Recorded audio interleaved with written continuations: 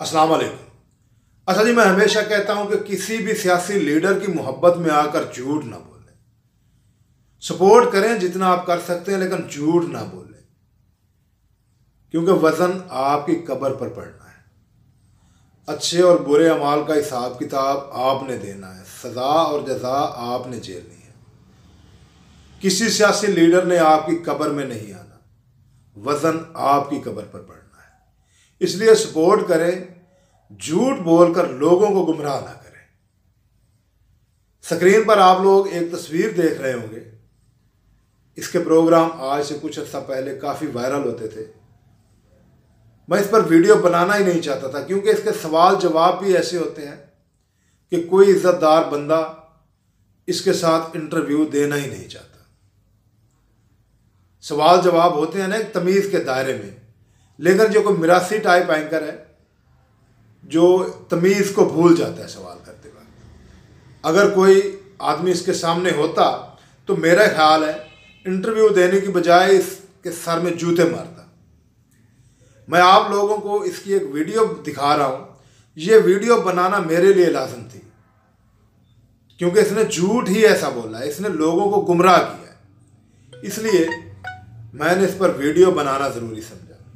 आप लोग इसकी वीडियो देखें, इसके बाद अगली बात करते हैं। ज़रूर सुन के जाइएगा, ये वीडियो देखें। मैं एक काम बताऊंगा, अगर ये बंदा दिली मुसलमान है ना तो मान जाएगा बात को। सुनो सुनो सुनो सुनो, आते ही इसने किसका नाम लिया था जी? नबी पाक सल्लल्लाहु अलैहि वसल्लम का।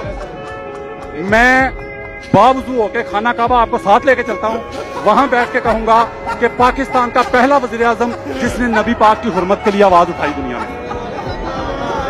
मैं इसी चीज पे कुर्बान हूँ। वो नवाज शरीफ होता उस पर भी कुर्बान था, वो जरदारी होता उस पर भी कुर्बान था।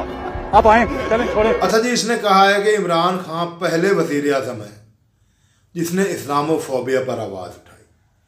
मैं आवाज़ उठाने के खिलाफ बात नहीं कर रहा, जिसने भी आवाज़ उठाई बहुत अच्छा किया, लेकिन इस बंदे ने कस्में उठाकर कहा है कि इमरान खान पहले वजीर आजम है जिसने इस्लामोफोबिया पर आवाज़ उठाई।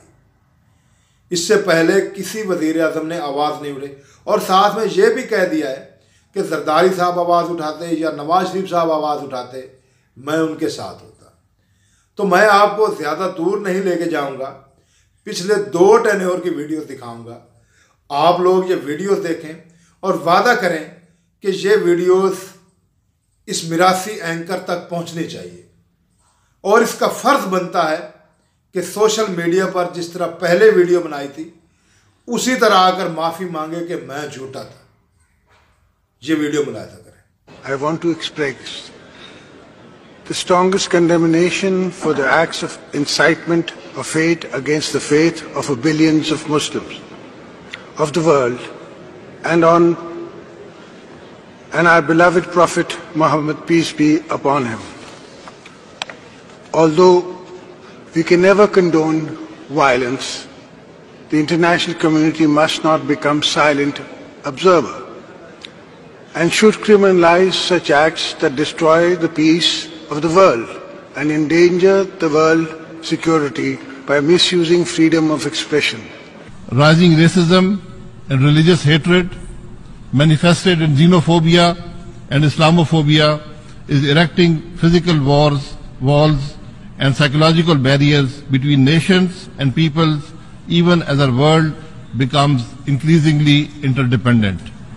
Islamophobia since 9/11 has grown at a pace where it is alarming. Islamophobia is creating a division.